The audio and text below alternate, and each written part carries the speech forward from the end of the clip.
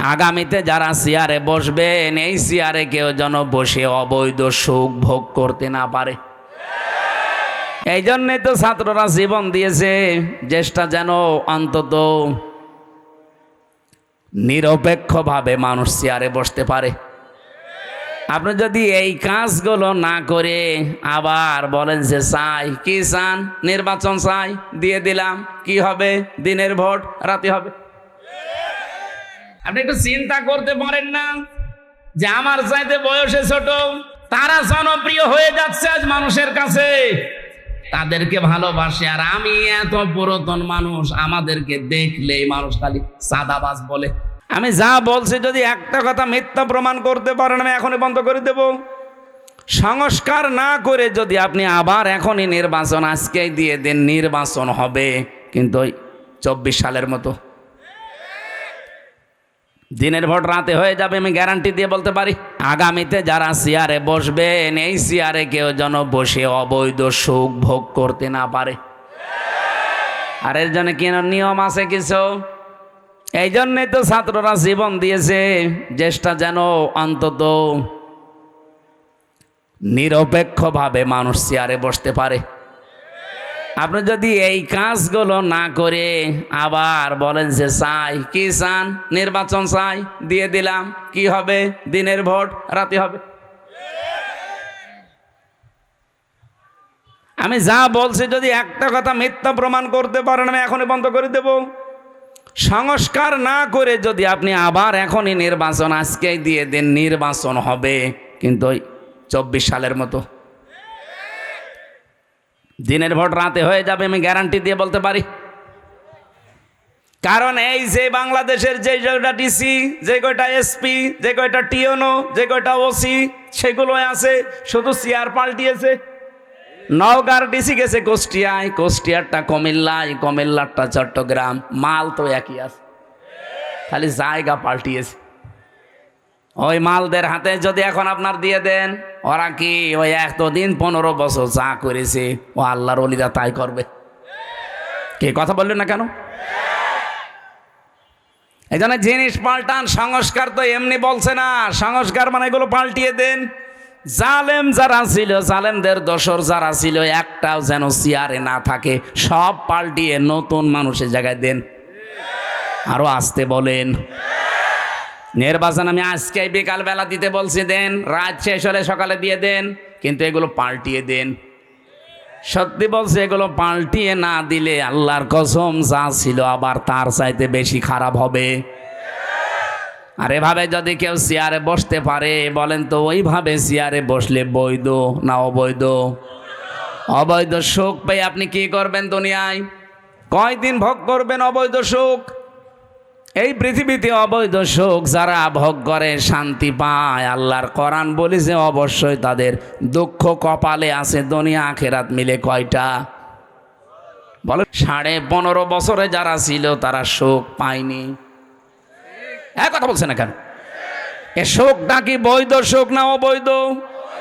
আপনি সুখ ভোগ করবেন, করেন, কিন্তু বৈধভাবে করেন। এ 15.5 বছরে 3 বার যারা ভোট করে নাম দিয়ে আপনি গেলেন ক্ষমতায়, সুখ পেলেন। আপনি তো ভোট করে যাননি, কারণ আমি নিজে ভিকটিম। 33 বছর বয়স এখন আমার। 18 বছর থেকে যদি ভোট দিতে আরম্ভ করতাম, আমি 3 বার ভোট দিতে পারতাম, একবারও পারি নাই। তার মানে 3 বার যারা ছিল বৈধ না অবৈধ? বলেন বলেন। এই অবৈধভাবে থেকেও কি তারা সুখ পায়নি? আপনি কি এত আসতে বলেন কেন?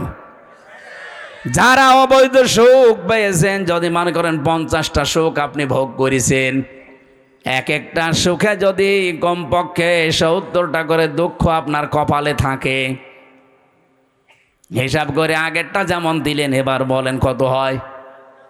3,500।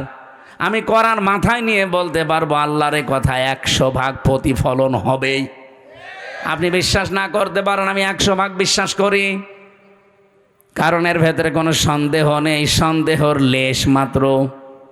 দালিকাল কিতাবুল লা রাইবা, আল্লাহ পাক বলেন আমার এই কোরআনের ভেতরে যত তথ্য দেওয়া আছে সন্দেহ তো দূরের কথা, সন্দেহের অবকাশও নেই, আর মিথ্যা তো দূরের কথা। তাহলে বাস্তবে যেটা বললাম কোরআন দিয়ে আপনি এবার নিজের জীবনে মিলাবেন। মাস্ট বি দুনিয়ায় যারা অবৈধ সুখ ভোগ করেন, যেহেতু অবৈধ সুখ ভোগ করলে এক একটার জন্য শাস্তি কয়টা? আরো জোরে। তাহলে এতদিন যারা এগুলো করেছে তাদের এখন শাস্তি আপনি দেখতে পাচ্ছেন। এত কিছু তারা করেছিল এখন ভোগ করতে পারছে না। কয়েকদিন আগে সিঙ্গাপুরে ছিলাম, মালয়েশিয়া, কয়েকটা দেশ ঘুরছিলাম, দেখি এই দেশ থেকে যারা পালিয়ে গেছে ওরা কিন্তু ওই দেশে সাহেব পাড়া বানিয়েছে, সেকেন্ড হোম ওদের আছে, তো থাকতে পারে না, তালা লাগানো, থাকে হচ্ছে হোটেলে। আমি সেই হোটেলে উঠেছিলাম, নিচে নেমে দেখি দুই শয়তান চা খাচ্ছে। কি গো হুজুর, আমরা আগেই পালিয়েছি। আপনি পালাইলেন কেন? আপনার না 620টা বাড়ি। ওই যে চট্টগ্রামের একজন ছিল না, কি মন্ত্রী যেন, ভূমি মন্ত্রী, 620টা বাড়ি আছে শয়তান। একজনের বাড়ি লাগে কয়টা বলেন তো? আমার বাবার একটা বাড়ি, তাই আমি থাকার সময় পাই না। আর ওই শয়তান এই 5 বছরে 620টা বাড়ি বানিয়েছে। আমার মনে হয় এই 9 মাস যদি থাকতো ও আরো 200 বাড়ি বানাইতো। বানিয়ে কি করলেন? একটাও তো থাকতে পারেন না। এখন এই যে হোটেলে থাকা লাগে, কয়দিন থাকবেন এভাবে? সাহেব পাড়ায় থাকতে পারেন না, হলে থাকবো ওখানে। বাংলাদেশের 20 লাখ মানুষ এই মালয়েশিয়া আছে, আমার পিটিয়ে ভর্তা বানিয়ে ফেলবে। অবৈধ সুখ যারা ভোগ করেছেন, আল্লাহর কসম, এক একটা অবৈধ সুখের জন্য 70টা করে অশান্তি পাবেন দুনিয়া আখেরাত মিলে। এর বাস্তব প্রমাণ আমার কুষ্টিয়ার হানিফ আর ইনুর বাড়ি। ওই আগস্টের 5 তারিখে বিকালবেলা তো একটা নাজিল হয়েছিল আযাব, আবার এই ফেব্রুয়ারির 5 তারিখে আযাবুল বুলডোজার নাজিল হয়েছে, পুরাটা মিশিয়ে দিয়েছে। অথচ কি দাপট ছিল দেখেছেন? আগস্টের 5 তারিখের আগ পর্যন্ত দাপট কি গো, ক্ষমতা ভোগ করেছে, কিন্তু ওটা কি বৈধ না অবৈধ? আমরা চাই আপনাদের, আমি হিতাকাঙ্ক্ষী, কে কোন দল করেন এখন আমার সব চিন্তাবাদ, কারণ আমি কোরআনের আলেম। কোরআন যেহেতু সবার, আমিও এখন এক কথা বলেন না কেন? কেউ নিজের দিকে টেনে কথা বলবেন না, আমি সবার জন্য বলছি। যেহেতু অবৈধ সুখ ভোগ করলে কি হয় আমরা এখন হাড়ে হাড়ে টের পাচ্ছি, দেখতেও পাচ্ছি। এই যে পরকীয়া প্রেমে যারা আছে তারা কি সুখ পায় না? সুখ না পেলে 2-3টা ছেলে মেয়ে রেখে চলে যায়। ও মনে হয় গিয়েছে। এত জোরে বলেন কেন? এলাকায় যদি কেউ অবৈধ সুখে থাকেন, এই মুহূর্তে আপনি থেমে যান।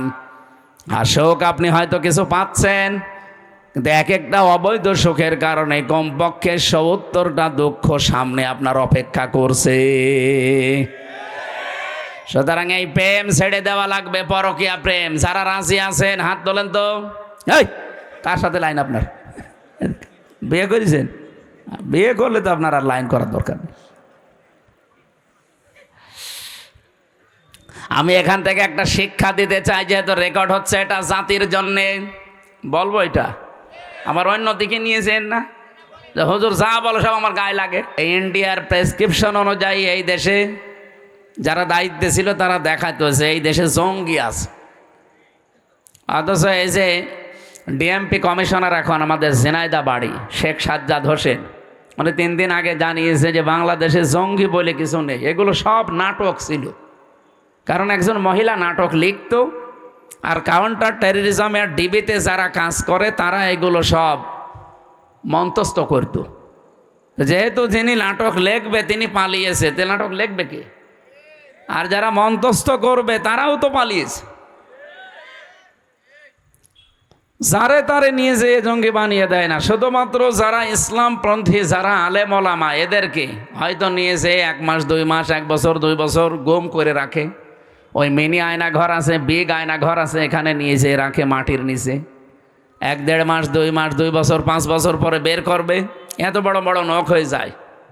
আমি নিজেও তো 10 দিন ছিলাম, প্রথমে দেখেছি ওই যে দেওয়ালে লিখে রাখে, এই বড় বড় নখ দিয়ে লিখে রাখে যে ভাই কেউ যদি বাইরে যেতে পারেন এই নাম্বারটায় অন্তত জানাবেন যে আমি বেঁচে আছি।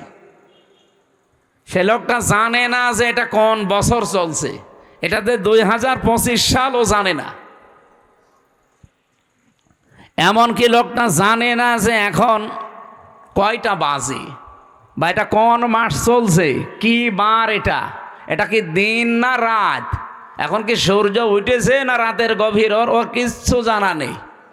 আমিও তো 10 দিন জানি না যে আমি কি সূর্যের আলো কোনোদিন দেখতে পারবো, সূর্যের আলো কেমন হয়। 10 দিনেই মনে হয় আমি ভুলে গেছি। তাহলে বলেন তো, যে লোকটা 10 বছর 12 বছর পড়ে আছে একটা ঘরে এভাবে, তাও হাতের সাথে পায়ের সাথে শিকল লাগানো, আপনি নিজেকে ওই জায়গায় দাঁড় করান তো কেমন লাগে আপনার? এই যে নখ তোলে যে সমস্ত জিনিস দিয়ে মেশিন, এগুলো আমাকে দেখিয়েছিল যে এগুলো আমরা দিয়ে নখ তুলি। আমার আগে ছাত্র দলের এক ভাইকে নিয়ে গেল, ও নখ তুলবে। এরকম একটা চেয়ার আছে, চেয়ারে বসিয়ে হাতের সাথে পায়ের সাথে ক্লিপ লাগিয়ে দেয়, গলার সাথে একটা বেল্ট লাগিয়ে দেয় যেন আপনি নড়তে না পারেন। একটা মেশিন আছে, ওইগুলো নিয়ে এসে হাতে আর পায়ের কাছে ধরে, একটা টিপ দেওয়ার পরে একবারে আপনার এই হাতে আর পায়ের 20টা নখ খুলে চলে আসবে। আরে নখ খুলে আসলে তো ছেড়ে দিলে তো হয়, ওর ওপরে তখন ওই যে পাতলা মিহি যে লবণ আছে না, মোল্লা সল্ট, ওইটা ছিটিয়ে দেয়। আপনার শুনতে এমন লাগছে, তাহলে আমার কেমন লাগিয়েছে বলেন তো? শিবিরের সভাপতি ছিল দেলাওয়ার ভাই, ওনার একটা নখও পায়নি, প্রত্যেকটা তুলে লবণ দিয়েছে। অথচ উনি সেন্সলেস, জানে না যে আমি মরে গেছি না বেঁচে আছি। তার আছে না পাতলা আছে মিহি তার, এ তার গরম করে লাল হয়ে যায়, তখন লজ্জাস্থানে ঢুকিয়েছে। পুরুষাঙ্গ ওনার নষ্ট হয়ে গেছে, পরবর্তীতে চিকিৎসার মাধ্যমে আল্লাহ আবার ফেরত দিয়েছে। আমার সামনে বলছিল রিমান্ডে ওই আসাদুজ্জামান, এটা কোলাঙ্গার, এই কাউন্টার টেরোরিজমের প্রধান ছিল, এবং ডিসি আব্দুল মান্নান, আরও চট্টগ্রামে বাড়ি আতিকুর রহমান ভূঁইয়া এডিসি। আমি নাম ধরে বলছি কারণ আমি এই সাজাগুলো পেয়েছি তো। শেখ ইমরান হোসেন খুলনা বাড়ি, এরপরে জাহিদ হাসান, গোপালগঞ্জের মনিরুল ইসলাম,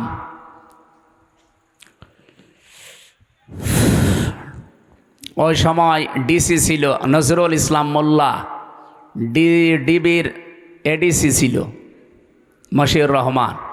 নামগুলো শুনলে একটু শান্তি লাগছে না, যে কত সুন্দর সুন্দর মুসলমানের নাম, অথচ এই মানুষগুলো আল্লাহ একজন আছে, আমার এই যে মরা লাগবে এটা বিশ্বাস করে না। আল্লাহর ভুল ধরতো আমার সামনে, কোরআনের আয়াতের বিভিন্ন বাংলা কটিশন বলতো যে আল্লাহর এটা ঠিক হয়নি।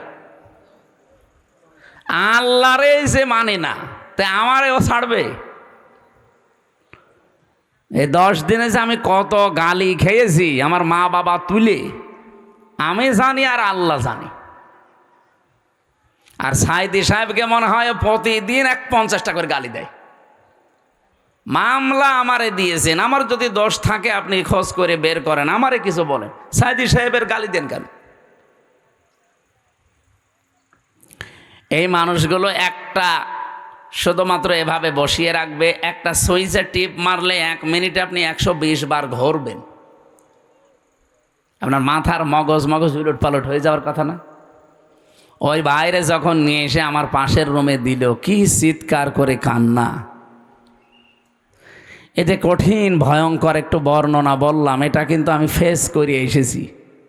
এজন্য এখন আমার বুকে ব্যথা, মাজায় ব্যথা, পিঠে ব্যথা, ডায়াবেটিস, এগুলো একটা রোগও আমার ছিল না, সব এই জেলখানায় 3 বছরে হয়েছে। কারণ ভেতরে তো কোনো চিকিৎসা নেই। একজন ডাক্তার আছে 10,000 মানুষের জন্য, একটা ডাক্তার, মহিলা ডাক্তার, তাও সব রোগের কথা তার কাছে বলাও যায় না। আর যে রোগের কথাই বলি ছাতা একই ওষুধ দেয়। যদি বলি ম্যাডাম আমার হাতে ব্যথা, ওই একই পড়িবে, মাথা ব্যথা একই পড়বে। কেউ যদি বলে আমার ননু ব্যথা, ওই একই পড়িবে। মানে আমার সামনে একজন যে বলছে যে আমার এই জিনিসের ব্যথা ওই একই বড়ি। মহিলা করবে কি? কারণ এই কথা কি ওনার সামনে বলা যায়? একজন পুরুষ মানুষ যেখানে 25-30 বছর বয়স আমার, আমি এই জিনিস দেখাতে পারবো তার কাছে? তাও একজন দেখিয়ে ফেলেছিল, মানে সহ্যের বাইরে চলে গেছে, কি করবে? জিনিসপত্র মানে মোটা হয়ে গেছে, ফুলে চিকিৎসা নেই, ও জেলে খালি ওই একই বড়ি দেয়। তখন বলছে এই দেখেন, কি দেখবেন দেখেন। এই কঠিন পরিস্থিতি তৈরি করলো যারা, কষ্ট বলেন তো, সত্যি করে বলেন, একটু কি হালকা আমি পাইনি? এ 3টা বছর আমার কাছে মনে হয় 30 বছর যা বেঁচেছিলাম তার চাইতেও বেশি কষ্ট পেয়েছি। তাহলে এক একটা কষ্ট পেয়েছি আমার নিজের কোনো দোষের কারণে, কোনো অপরাধের কারণে। হয় আল্লাহর জন্য তারা কষ্ট দিয়েছে, রাসূলুল্লাহর জন্য কষ্ট দিয়েছে, অথবা মানবতার জন্যে। তাহলে কোরআনের আয়াত ছিল কি, কেউ যদি কষ্ট সহ্য করে একটা, কষ্টটা কার জন্যে? আল্লাহর জন্যে, রাসূলুল্লাহর জন্যে, মানবতার জন্যে। তার জন্যে কমপক্ষে মা যেহেতু আছে, যারা আরবি গ্রামার জানে বলেন তো মা, এ শব্দের পরে আল্লাহ উচ্চারণের আগে আলিফ লাম দিয়ে এর সাথে নির্ধারিত করে দিয়েছে যে অবশ্যই একটা কষ্ট সহ্য করো দুনিয়ায়, একটা দুঃখ সহ্য করো, আমি আল্লাহ কমপক্ষে 10 থেকে 70টা সুখ, শান্তি, স্বস্তি, নিরাপত্তা, কল্যাণ দুনিয়া আখেরাত মিলে তোমার কপালে লিখে দিলাম। আল্লাহর এই ওয়াদা কি মিথ্যা হবে? বলেন বলেন। অন্তত 15.5 বছরে আমরা যারা 50টা কষ্ট পেয়েছি, না পাইনি? 50টা কষ্ট যারা পেয়েছি এই 3 কারণে, তাদের জন্য আপনি 50কে 70 দিয়ে গুণ দেন তো, 3500 কমপক্ষে সুখ শান্তি আল্লাহ আমাদের সামনে রেখে দিয়েছে। এগুলো দুনিয়া আখেরাতে আল্লাহ আমাদেরকে দেবে, এরপরে অন্য কিছু। এরপরের আয়াতটা যেহেতু আল্লাহ রিপিট করেছেন, এই জন্য বলছি। আল্লাহ রাব্বুল আলামিন বলেন, ইন্না মাআল উসরি ইসরা। আগেরটা শুনে যেমন শান্তি পেয়েছো, পরেরটা একটু শোনো, কেমন লাগে বলবো। পরেরটা আল্লাহ জানাতে চেয়েছেন, দুনিয়া থেকে যদি একটা সুখ ভোগ করে, একটা সুখ যদি কেউ শান্তি ভোগ করে দুনিয়ায়, আর ওই সুখ যদি অবৈধ সুখ হয়, আবার তাকান এদিকে, আপনি সুখ ভোগ করলে অশান্তি পাবেন দুনিয়ায়, বিষয়টা এমন না। সুখ যদি হয় অবৈধ সুখ, এ শান্তিটা যদি অবৈধ শান্তি হয়ে থাকে, একটা সুখ শান্তি ভোগ করার বদলে এর সাথেও যেহেতু মা আছে, আপনি অবশ্যই দুনিয়াতে কমপক্ষে 10 থেকে 70টা অশান্তি দুনিয়ায় পাবেন। আগেরটা শুনে তো ভালোই লাগছিল, ছাতা পরেরটা বললে তো কেমন লাগছে। দুনিয়াতে আপনি একটা সুখ ভোগ করছেন, কিন্তু সুখটা অবৈধ সুখ। ও নওগাঁবাসী, ইমান থেকে বলবেন, যদি থেকে থাকে আপনার বিবেকে যদি কাজ করে। এই জন্য হিন্দু ভাইদেরকে বলবো, আজকে গোবিন্দ পরামানিকের বক্তব্য শুনেছেন, হিন্দু মহাজোটের মহাসচিব, তিনি সভাপতি। এই লোকটা জানাচ্ছে তামাম পৃথিবীর হিন্দুদেরকে আহ্বান জানায়, এই মাতাল মোদিকে আপনারা থামান। কারণ ও শুধু হিন্দুদের জন্য না, তামাম পৃথিবীর মানবতার জন্য আজ ক্যান্সার হয়ে দাঁড়িয়েছে। ওরে যদি না থামানো যায়, পৃথিবীর সামনে কিন্তু বসবাসের অযোগ্য হয়ে যাবে। অলরেডি দাঙ্গা আরম্ভ করে দিয়েছে ভারতে। আরে ভাই, দাঙ্গা ওখানেই থাকবে না, দেখেন 10 দিন পরে ঢুকলো বলে বাংলাদেশে। কারণ আশপাশের কোনো রাষ্ট্র এখন নিরাপদ না। কোন রাষ্ট্রের সাথে এই কোলাঙ্গারদের সম্পর্ক ভালো নেই। ওদের সম্পর্ক ভালো আছে মালদ্বীপের সাথে। যে কয়েকদিন আগে আমার এই হোসাইন মালদ্বীপ শ্রীলঙ্কা ঘুরে আসলো, সব মালদ্বীপের সাথে ওদের সম্পর্ক ভালো নেই, শ্রীলঙ্কার সাথে ভালো নেই, ভুটানের সাথে ভালো নেই, পাকিস্তানের সাথে তো নেই, আফগানিস্তানের সাথেও ভালো নেই, মায়ানমারের সাথে ভালো নেই। আমাদের সাথে ভালো ছিল, বোবো ছিল, বোবো নেই, ভালো নেই। এই যে ভারতে মুসলিম আমাদের বাপ দাদা যারা হাজার হাজার লক্ষ লক্ষ বিঘা জমি জায়গা তারা ওয়াকফ করেছিল মসজিদ, মাদ্রাসা, খানকা, ঈদগাহ, গোরস্থানের জন্যে। অথচ পৃথিবীর এই নিকৃষ্ট মানুষের তালিকায় যে 6 জন মানুষের নাম আছে, তার ভেতরে মোদি আছে 3 নম্বরে। এ মোদি 3 নাম্বার লোক, এই তামাম দুনিয়া তাকে ঘৃণা করে। শুধু বাংলাদেশের মানুষ আমরা না, তামাম দুনিয়া। এটা রিপোর্ট দিয়েছে মাইক্রোসফট, খ্রিস্টানরা বানিয়েছে রিপোর্ট। পৃথিবীর 257টা রাষ্ট্র মিলে তারা রিপোর্ট বানিয়েছে পৃথিবীর নিকৃষ্ট মানুষ কারা। 6 জনের নাম এসেছে, নেতানিয়াহু একজন, মোদি একজন, আর যেটা পালিয়েছে ওইটাও আছে। ওটা নিজে ডাকতেও নাম বলা যাচ্ছে না। আপনি কি মনে করছেন এই মানুষগুলোকে শুধুমাত্র আমরা খারাপ বলছি? কে বলেছে? তামাম দুনিয়ার যত সৃষ্টি আছে ওদেরকে সামনে নিয়ে যান, ওরা এই নামগুলো শুনলে ঘৃণা ভরে, প্রত্যাখ্যান করছে। একটু বিবেকের তাড়নায় কথা বলেছিল ভারতের একজন সেনাবাহিনীর একজন দায়িত্বশীল, তাকে আজকে নামিয়ে দিয়েছে, বাদ দিয়ে দিয়েছে। বিবেক বহির্ভূত কাজ পৃথিবীতে সবচাইতে বেশি করছে এখন ইন্ডিয়া। মুসলিমদের এই বিষয়গুলো এখন তারা ওয়াকফ আইন বাতিল করে দিয়ে নতুন করে অবৈধ আইন বানিয়ে এখন মুসলমানদের এই সম্পদগুলো সব নিয়ে নিচ্ছে। সম্পদ নিয়ে নিলে তো হয়, আগে ধরেছে তারা আল্লাহর ঘর মসজিদগুলো, একটা একটা করে সব মসজিদ তারা ভেঙ্গে গুড়িয়ে দিচ্ছে। পৃথিবীর মানুষেরা মাটির নিচে আমরা শুনি যে তারা তেল পায়, গ্যাস পায়, সোনা পায়, রূপা পায়, আর এই শয়তানরা শুধু মাটির নিচে মন্দির পায়। তাও যেখানে সেখানে মন্দির পায় না, শুধু মসজিদের নিচে। যে এই মসজিদ ভাঙ্গে বলে এখানে 500 বছর আগে মন্দির ছিল। আমরা যদি এখন বাংলাদেশে আওয়াজ তুলি যে ঢাকার স্বামীবাগে যে ইস্কন মন্দির, এটা 1000 বছর আগে মসজিদ ছিল, মেনে নেবেন? বউ চলে যাওয়ার পরে আমরা খুব মুসিবতে আছি। একজন বলছে ঠিক,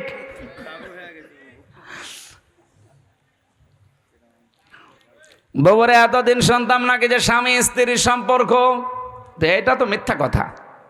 কারণ দাদা তো ফুল হাতা আর আমরা হাফ হাতা। ফুল হাতা বোঝেন? আমি জেলখানা এটা বুঝতাম না। জেলখানায় এক পেয়েছিলাম, জেলার দেবদুলাল। ও যখনই জেলে প্রবেশ করতো, গেট দিয়ে আসার সঙ্গে সঙ্গে কয়েদিরা যারা এক বাক্যে আওয়াজ দিত, ফুল হাতা ঢুকতেছে। তখন বুঝলাম যে বেটা মুসলমানি দিইনি। মুসলমানি না দিলে কি বলে? ফুল হাতা। আর আমরা এখানেও ফুল হাতা আছে, এই যে ছোটগুলো। এই না মানে না, ও ফুল হাতা। এই ছোট ছোট গুলো, এগুলো সব ফুল হাতা না, এগুলো হাফ হাতা এখন হয়নি। যাই বলেন, এতদিন পর্যন্ত মিথ্যা কথা ছড়িয়েছেন এই 15 বছর যে আমাদের স্বামী স্ত্রীর সম্পর্ক না, এটা আর বলবেন না, এটা সম্ভব না। কারণ আমাদেরটা যাই হোক, অন্তত হাজি কথা বলছেন এখন, আর দাদা তো জীবনে যদি এখন মুসলমানি দেওয়া লাগে, এই বুড়ো বয়সে আপনি হাজাম পাবেন কোথায়? এখন বুড়ো হাজাম লাগবে না। আপনি এই বয়সের কোনো ছেলে দিয়ে মুসলমানি দিতে পারবেন? ও তো লজ্জা পাবে, বলবে বুড়ো হাজাম নিয়ে আসেন। এখন বুড়ো হাজামের হাতে আপনি অস্ত্র দেবেন, ও আগা কাটতে যে গোড়া কেটে বাদ দিয়ে দেবে। আমি আর নিচে নামলাম না। দাদা জীবনের মতো বিয়ে করার স্বাদ মিটে যাবে। আর দাদা যদি মুসলমানি না দেয়, ও মুসলমান না হয়, ওর সাথে বিয়ে দেওয়া যায়। দল মত জাতি বর্ণ ধর্ম নির্বিশেষে কোরআনের অনুষ্ঠানে যারা আজকে এসেছি, খুশি হয়ে বলছে আলহামদুলিল্লাহ। আমরা জন্মের পর থেকে শুনছি এটা শুকরিয়া আদায় করার একটা বাক্য, নাকি শোনেননি কোনোদিন? লাইং শাকারতুম লাযিদান্নাকুম, যদি নিয়ামতের শুকরিয়া আদায় করো আমি আল্লাহ নিয়ামতকে বাড়িয়ে দেব। আল্লাহ শুধুমাত্র বাড়িয়ে দেব এ কথাই তো হয়ে যেত। লামে তাকিদ নুনে সাকিলা দিলেন কেন? অবশ্যই বাড়িয়ে দেব।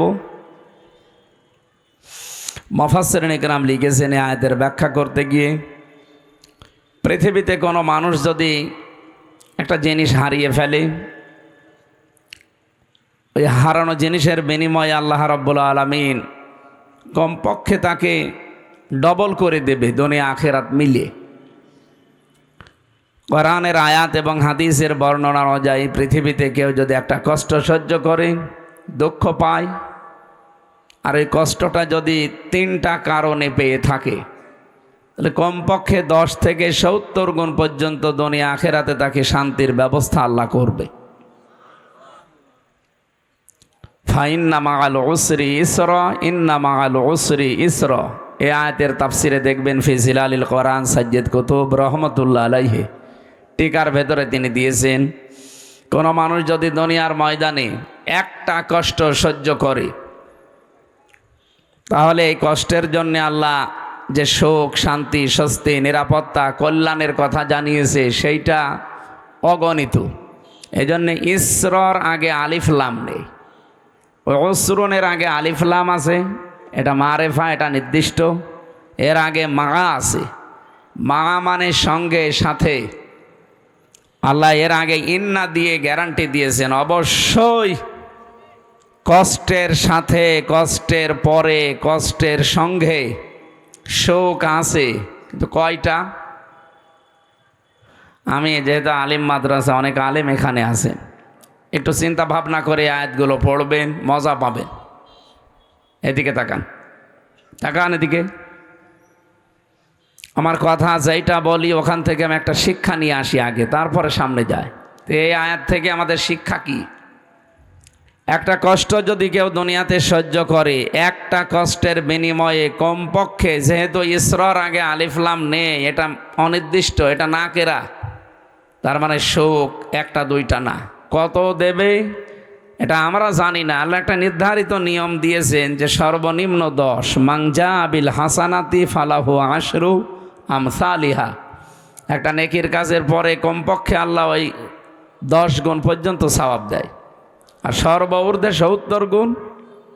এরপরে কত আছে এটা আমাদের ধারণার বাইরে, বেগাইর হিসাব বলা আছে কোরআনে।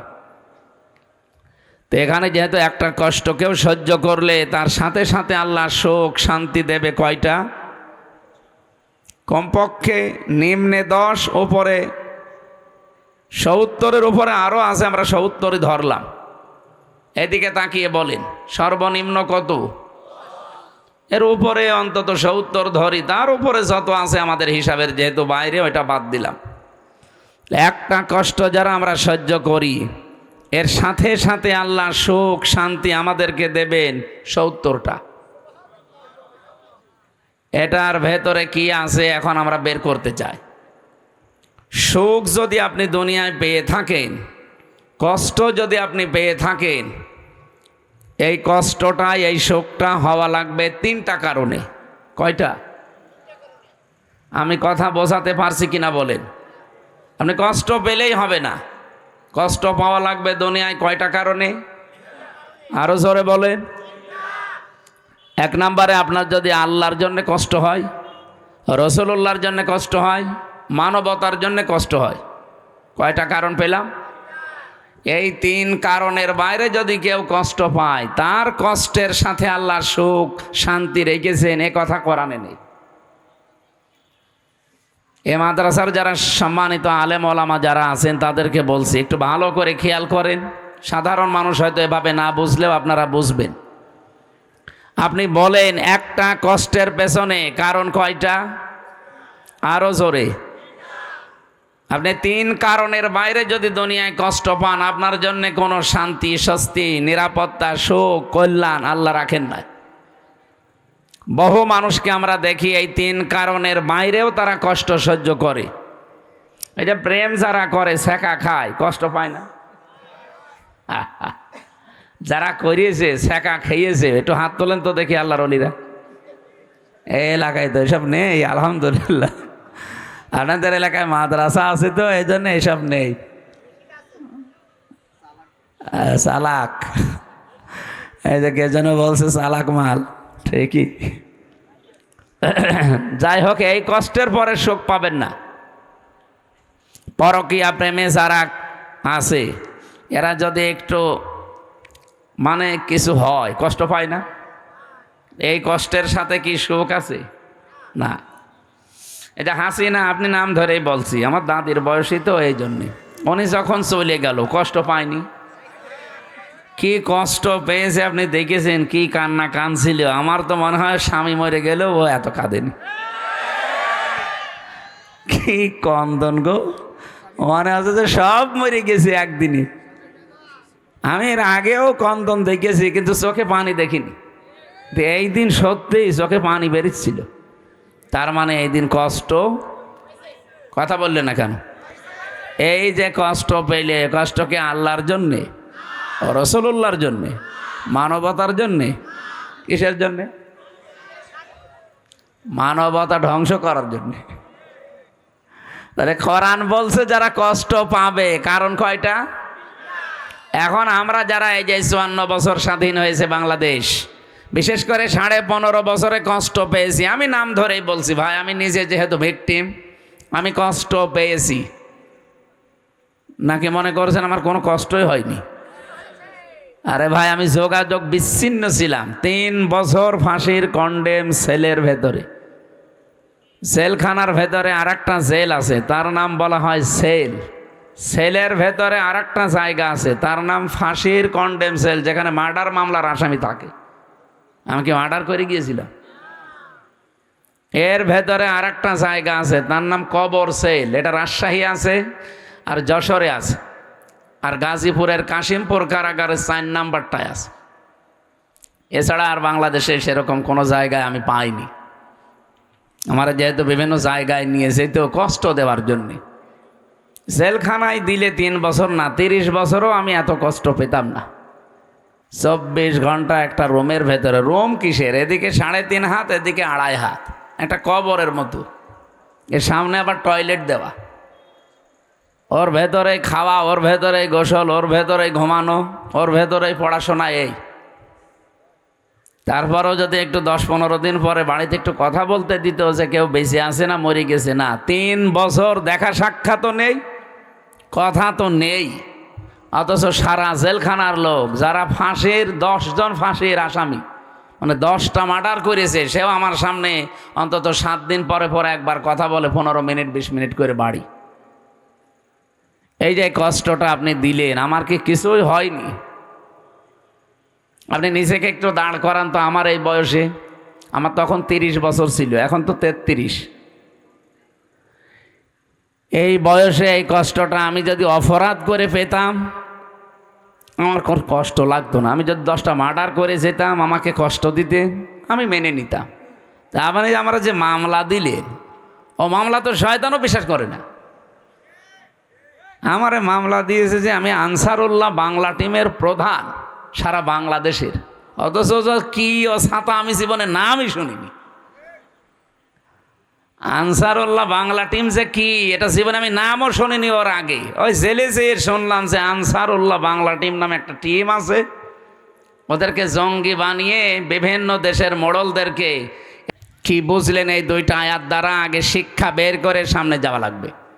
এখন থেকে সিদ্ধান্ত নেওয়া লাগবে না যে জীবনে যদি কষ্ট সহ্য করি আল্লাহর জন্য করব, রাসূলুল্লাহর জন্য করব, মানবতার জন্য করব। কথা বলেন না কেন? আর সুখ যদি ভোগ করেন অবৈধভাবে, একটা ক্ষতি হবে কয়টা? এরকম পাগলেও চাইবে।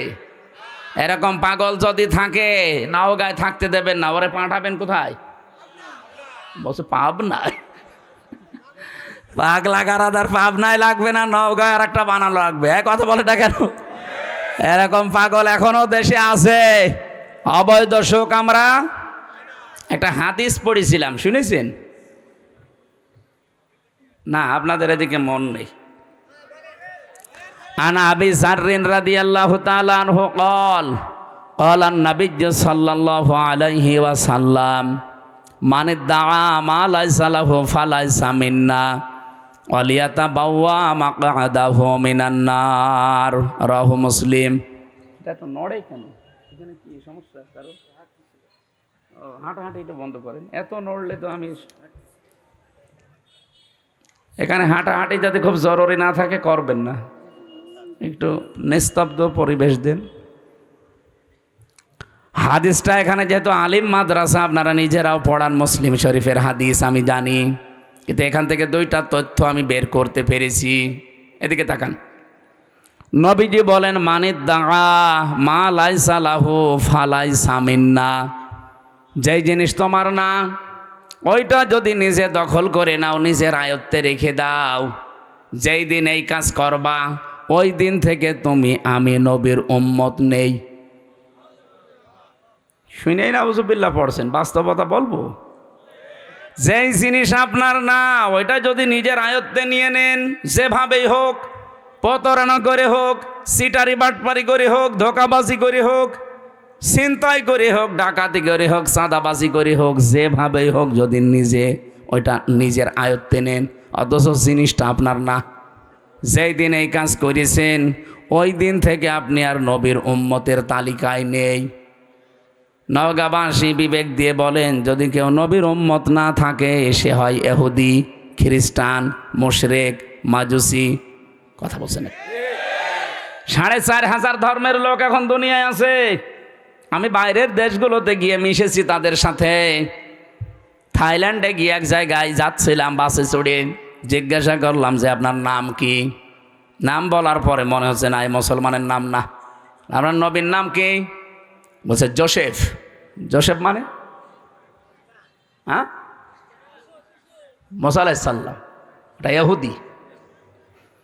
আর একজনের সাথে সিঙ্গাপুরে দেখা হয়েছিল, জিজ্ঞাসা করলাম আপনার নবীর নাম কি? বলছে যিশু। যিশু মানে ঈসা আলাইহিস সালাম। তাহলে ওই নবীর উম্মত দাবি করছে তারা, কেউ ঈসা, কেউ মুসা, কেউ ইব্রাহিম। ওরা ইব্রাহিম নবীর নামও পাল্টিয়ে দেখে আব্রাহাম। বিভিন্ন নাম তারা পাল্টিয়ে দিয়েছে, কিন্তু জিনিস তো আমরা যারে মুসা বলি, যারা ঈসা বলি, যারা ইব্রাহিম বলি। তাহলে ওরা আমাদের নবীর উম্মত কিন্তু দাবি করছে না। জিজ্ঞাসা করলে তো বলে না যে আমার নবীর নাম মুহাম্মাদুর, বলে না, বলে না। কারণ ওরা নবীকে স্বীকার করে না, ওরা স্বীকার করে ওই সমস্ত জায়গাকে। যদিও তারা মুসা নবীর আদর্শের ওপরেও নেই, যদি তারা ইব্রাহিম নবী, ঈসা নবীর আদর্শের ওপরেও নেই। এই পৃথিবীতে এখন ইসরায়েলে যে ইহুদি দাবি করছে, এটা বিশ্ব, এটা বেহায়া, বেলজ্জা, এবং এরা নাফারমান সব চাইতে পৃথিবীতে বড়। কারণ ওরা নবীর নাম বলে, কিন্তু নবীর আদর্শ ওদের ভেতরে নেই। ওরা ইহুদিরা মুসা নবীকে বলে আমাদের নবী জোসেফ, কিন্তু কোনো দিন মুসা নবীর আদর্শ ওদের জীবনে আছে? 1940 সালে ওদেরকে থাকতে দিয়েছিল দয়া করে এই ফিলিস্তিনের মানুষগুলো। খালি পায়ে খালি গায়ে সারা দুনিয়া ঘুরছিল, কেউ নেয়নি। দয়া করে মানবিকতার খাতিরে থাকতে দিয়েছিল, আর শয়তানরা এখন তাদেরকে এই দেশ থেকে তাড়িয়ে দিচ্ছে। আল্লাহ ধরে না, ধরে না, এবার ধরেছে। ইন্না বাতশা রাব্বিকা লাশাদীদ ইন্নাহু হুয়া ইউবদিউ ওয়া ইউঈদ। আল্লাহ পাক বলেন, আমি কিছু বলি না, কাউকে ধরি না, যদি কাউকে একবার ধরি আমি ওরে ছাড়ি না। এই ইসরায়েলে এখন যে দাবানল চলছে, জেরুজালেমের রাস্তা পর্যন্ত বন্ধ আজ 3 দিন। আপনি টের পাচ্ছেন? এতদিন পর্যন্ত এই জালেমদের অত্যাচারে মুসলমানরা বাড়ি ঘর ছেড়ে দিয়ে পালিয়েছে, আর ওরা এখন আল্লাহর গজবে বাড়ি ঘর ছেড়ে পালাচ্ছে। কত উন্নত প্রযুক্তির মেশিন লাগিয়েছে তারা, পানি দিচ্ছে লেভানোর জন্য আগুন, কিন্তু না যত দেয় তত আরো চলে। কারণ এই আগুন তো আর হামজা লাগায়নি, আগুন লাগিয়েছে কে?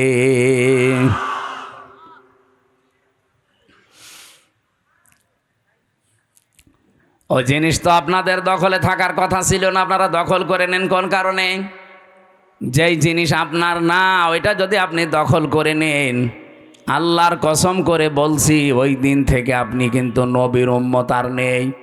আগস্টের 5 তারিখের পরে অনেক মানুষের চরিত্রে আমরা এগুলো দেখতে পেয়েছি। যে জিনিস যার না, সেইটা নিজের করে নিয়েছেন। আপনি মনে করছেন কি আপনি নামাজ পড়েন, রোজা রাখেন, আপনি হজ করে এসেছেন, বিশাল পাগড়ি মাথায় দেন, জুব্বা গায়ে দেন, আপনি নবীর উম্মত আছেন? কে বলেছে আপনাকে? আপনি যদি নবীর উম্মত থাকেন, এই হাদিসটা না মানার পরেও, তাহলে আব্দুল্লাহ বিন উবায় নবীর উম্মত। কে কথা বলেন এখানে?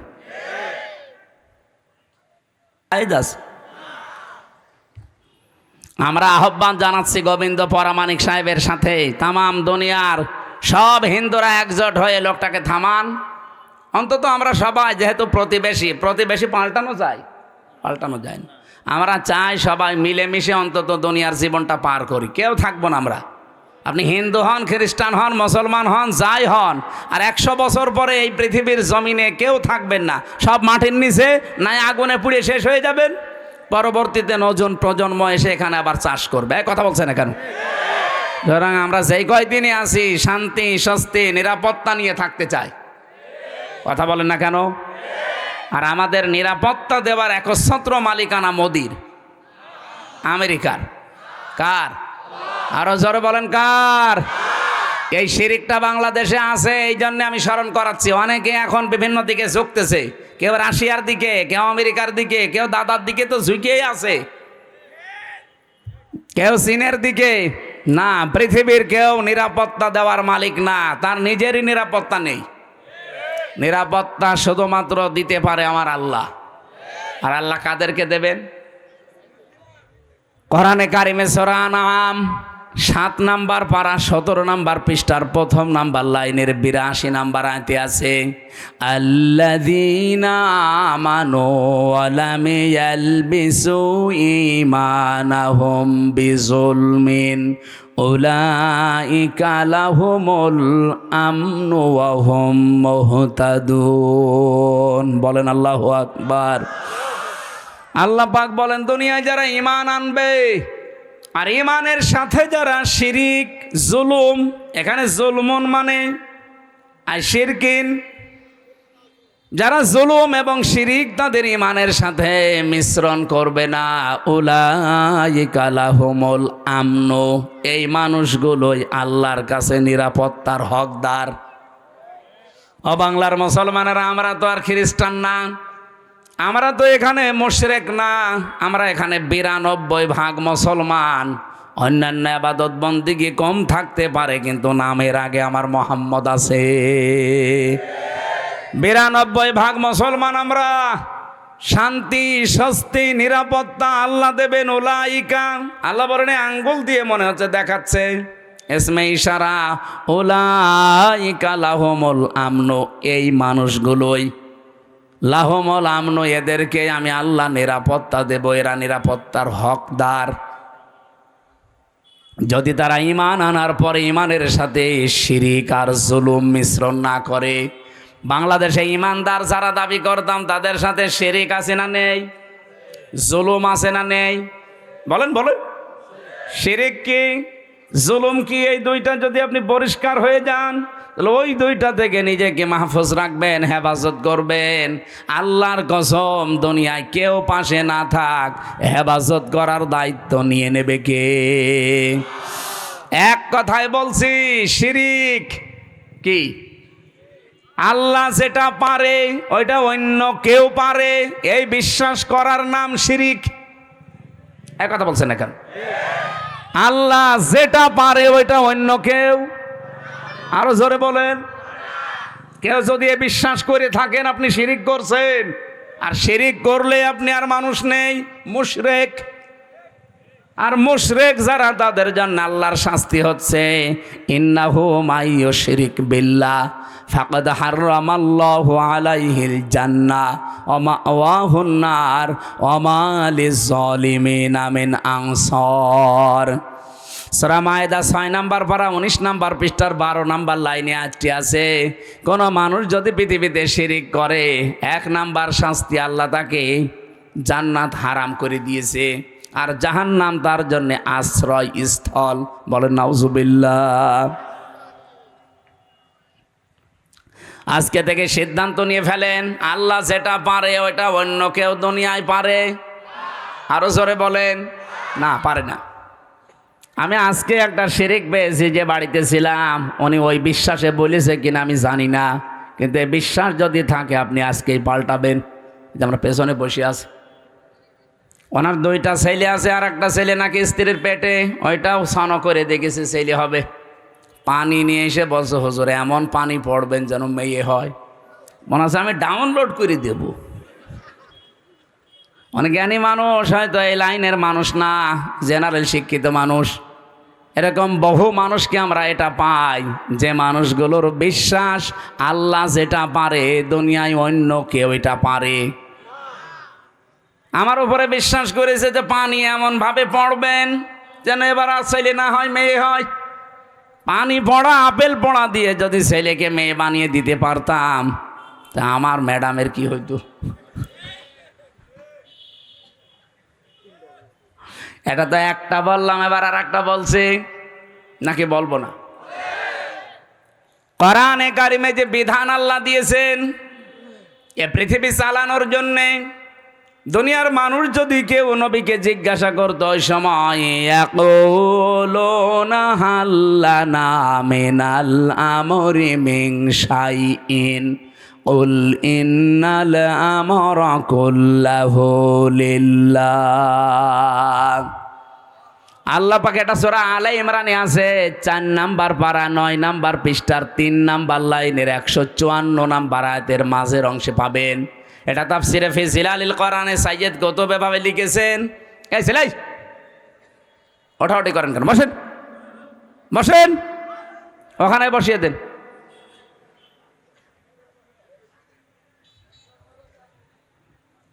রব্বুল আলামিন বলেন, নবী মানুষ যদি আপনাকে জিজ্ঞাসা করে যে দুনিয়া চালাতে তো আইন কানুন লাগে, এগুলো কি আমরা বানাতে পারি? আল্লাহ সাফ জবাব দিয়েছেন, আপনি বলেন না। কুল ইন্নাল আমরা কুল্লাহু লিল্লাহ। আইন শুধুমাত্র বানাতে পারে কে? আরো জোরে বলেন। আল্লাহর দেওয়া আইনের পাশাপাশি কেউ যদি আইন বানায় সে শিরিক করছে। কি কথা বলেন? আপনি 318 পৃষ্ঠার এই বইটা পড়েন, এই যে নারী কমিশন বানিয়েছে যেটা, পুরাটা পড়ে দেখেছি আমি। এখানে আমার দৃষ্টিতে প্রত্যেকটা পয়েন্টে তারা ভুল করেছে, আর অধিকাংশগুলো আল্লাহর কোরআনের আয়াতের বিরুদ্ধে লিখেছে। ওরা 3 নাম্বার পয়েন্টে এটা লিখেছে যে দেহ আমার, সিদ্ধান্ত আমার, এটা কোরআনের আয়াতের বিরুদ্ধে। সূরা আরাফ এটা 8 নাম্বার পারা 16 নাম্বার পৃষ্ঠার 12 নাম্বার লাইনের 54 নাম্বার আয়াতে আছে, মাঝের অংশে পাবেন আলা লাহুল খালকু ওয়াল আমরু। আল্লাহ বলেন এ পৃথিবী বানিয়েছি আমি, সিদ্ধান্ত দেবে কে? আর ওরা বলছে দেহ আমার, সিদ্ধান্ত আমার। আরে ভাই, দেহ আপনার মানে? আমার এই যে 33 বছর বয়স, 34 বছর আগে আমির হামজা নামে কোনো অস্তিত্ব ছিল? আসতে বলেন। হালাতা হালাল ইনসান হাইনুম মিনাদ দাহরি লাম ইয়াকুন শাইয়াম মাযকুরা। মানুষের জীবনে কি এমন সময় যায়নি যখন সে উল্লেখ করার মতো কিছু ছিল না? আমি তো 34 বছর আগে আমার বাবার বিয়ে হয়েছে, 35 বছর আগে, 34 বছর আগে অন্তত আমি দুনিয়ায় উল্লেখ করার মতো হামজা ছিলাম না। তে দেহ আমার হয় কি করে? এখন যদি বলেন না আমার মা বাবার, কে বলেছে আপনার মা বাবার? বিজ্ঞানের কাছে জিজ্ঞাসা করছে যে দেহটা কে বানিয়েছে? বিজ্ঞান বলছে বাবার স্ফলিঙ্গ দিয়ে দ্রুত গতিতে যে পানিটা বের হয়ে যায়, এইটা দিয়ে কমপক্ষে 4টা জিনিস তৈরি হয়। যদিও বিজ্ঞান তথ্য দিয়েছে, এটা খ্রিস্টান বিজ্ঞানী, এই খ্রিস্টান জানাচ্ছে যে 4টা জিনিস কমপক্ষে মায়ের ভেতরে 40 দিন যখন পাল্টাতে থাকে, এনা পাক পানিটা দিয়ে আল্লাহ 4টা জিনিস বানায়। ওরা তো আর আল্লাহ বলে স্বীকার করে না, বলে গড। কি বলে? আমি এটা পেয়েছিলাম তামিলনাড়ু এক খ্রিস্টান ডাক্তারের কাছে। উনি বলছিল কম্পিউটারের ভেতরে, ওই যে ভ্যালোর হাসপাতালে চেন্নাই নিয়ে গিয়েছিলাম, আমার ছোট, হয়তো বড় মেয়ে, ওইটাই ছোট ছিল, একটাই ছিল। বলছিল রক্ত, গোশত, চর্বি আর চামড়া, মায়ের রেহেমের ভেতরে যে নাপাক পানিটার থলি আছে, ফিকরারি মাকিন বলা হয় যেটাকে, ওখানে একটা সুরক্ষিত জায়গা, একটা নাপাক পানি আছে। ওই পানির ভেতরে এই পানি যে মিশ হয়, ওটা দিয়ে আল্লাহ আরো 4টা জিনিস বানায়, চুল, রগ, হাড় আর পর্দা। 8টা জিনিস যখন এক হয়, তখন মাটির নির্যাস থেকে যে আমরা বলি যে আল্লাহ মানুষ বানিয়েছে কি দিয়ে? না না, সরাসরি মাটি দিয়ে বানিয়েছে আদমকে, আর আমাদেরকে আল্লাহ মাটি দিয়ে বানাননি, তামাম পৃথিবীর সব মানুষকে আল্লাহ বানিয়েছে মাটির নির্যাস দিয়ে। এখন যদি এখানে জিজ্ঞাসা করা হয় খালি আলেমরা বাদ দিয়ে, আমার মনে হয় অধিকাংশ মানুষ বলতেই পারবে না যে মাটি বানিয়েছে কি দিয়ে, মশলা দিয়ে।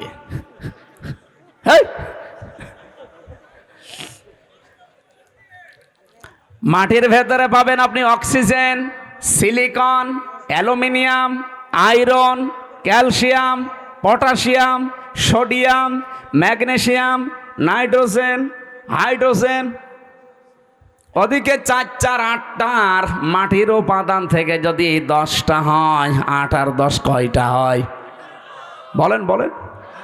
আপনি এখানে এইটা না ভিড়িয়ে যদি কম্পিউটার দিতেন অথবা ল্যাপটপ সেট করেন, আমি আপনাকে এখন হাতে কলমে দেখাতে পারবো যে মানুষের 3.5 হাত বডি বানাতে 18টা জিনিসে হবে না, কমপক্ষে 23টা জিনিস লাগবে।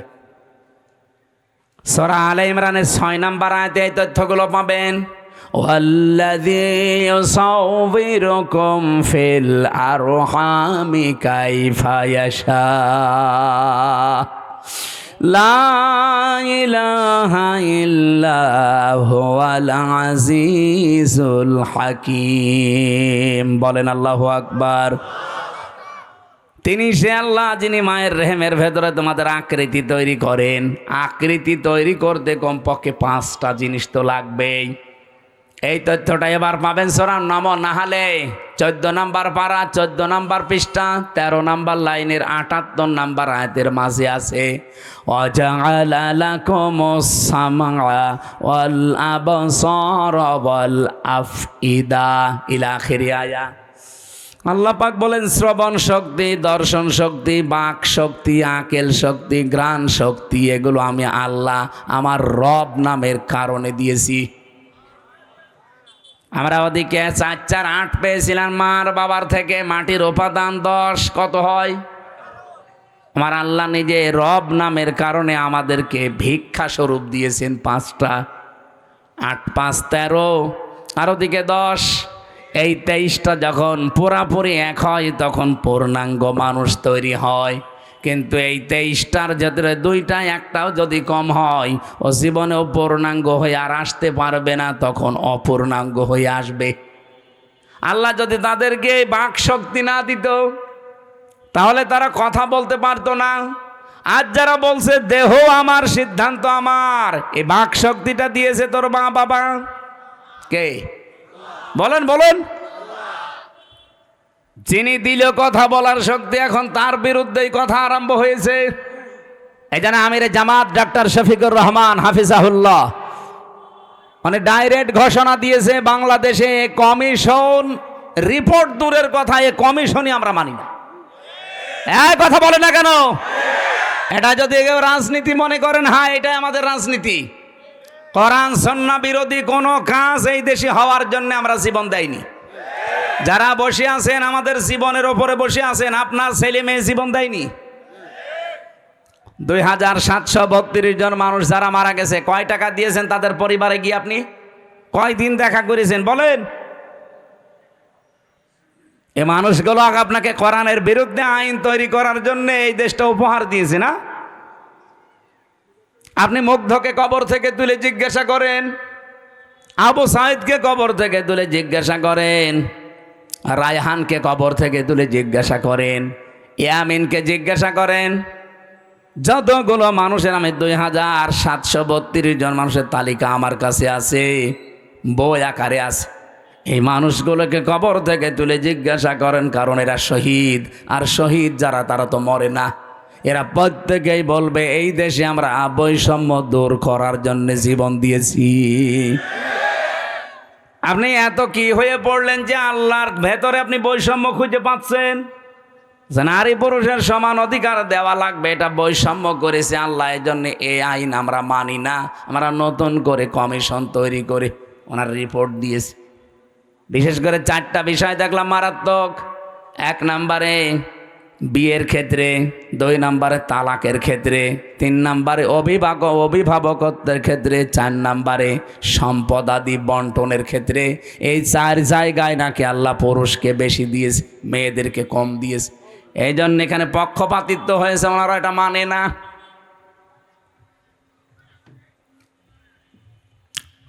আমরা স্পষ্ট ভাষায় তাফসীর মাহফিলে রেকর্ড হয়, তামাম দুনিয়া যাচ্ছে, সবাইকে আহ্বান জানাচ্ছি, আগস্টের 5 তারিখ কিন্তু শেষ হয়ে যায়নি। হ্যাঁ, কথা বলেন না কেন? মে মাস অলরেডি শুরু হয়ে গেছে, সামনে জুন, জুলাই 36, আর মাত্র 1 মাস বাকি আছে। রিপোর্ট দেওয়া দূরের কথায়, কমিশনই যেহেতু মানি না, যদি মানতে বাধ্য করেন কিন্তু 36শে জুলাই আবার এদেশে আসবে। আর যদি আবার 36শে জুলাই এদেশে আসে, এত বড় পাওয়ারফুল মানুষ যখন থাকতে পারে নাই, তাদের শিকড় কোন জায়গা থেকে কোন জায়গা ছিল আপনারা তো নিজেরাও জানেন। কি ইউনিয়নের একেবারে ইউনিয়নের চৌকিদার থেকে শুরু করে সংসদ ভবন পর্যন্ত প্রত্যেক জায়গায় স্তরে স্তরে লোক সেট করা ছিল, তারপরেও তারা টিকতে পারে না এই বৈষম্যের কারণে। এখন যদি আল্লাহ রাসূলের বিরুদ্ধে অবস্থান নিয়ে বেশি সফিগিরি দেখাতে চান না, আপনারা টিকতে পারবেন কয়দিন? এদেশে এখন আর দল বেদল নেই, কে আওয়ামী লীগ করে, কে জাতীয় পার্টি করে, কে বিএনপি করে, জামাত ইসলাম করে, ওইটা বাদ। এখন আমরা দেখি আল্লাহর কোরআনে হাত দিয়েছে। কথা বলেন, প্রকাশ্য হাত দিয়েছে। পুরা বইটা আমি শেষ করেছি। কি আশ্চর্য, মানুষ এত সাহস দেখায় কি করে? এখনো পর্যন্ত পিটিয়ে মেরে ফেলেনি, তো ভাগ্য ভালো। আপনি কি এটাকে ইন্ডিয়া পেয়েছেন? এখানে নামাজ হয়তো কম পড়তে পারে, রোজা না রাখতে পারে, তা আল্লাহ একজন আছে, রাসূল আমাদের নেতা। এ বিষয়ে আপনি যারে জিজ্ঞাসা করবেন, ওই যে যেটার ফুল হাতা ও বলবে। আবার লজ্জা পাচ্ছে। আপনার লজ্জা কিসে? অতটুকু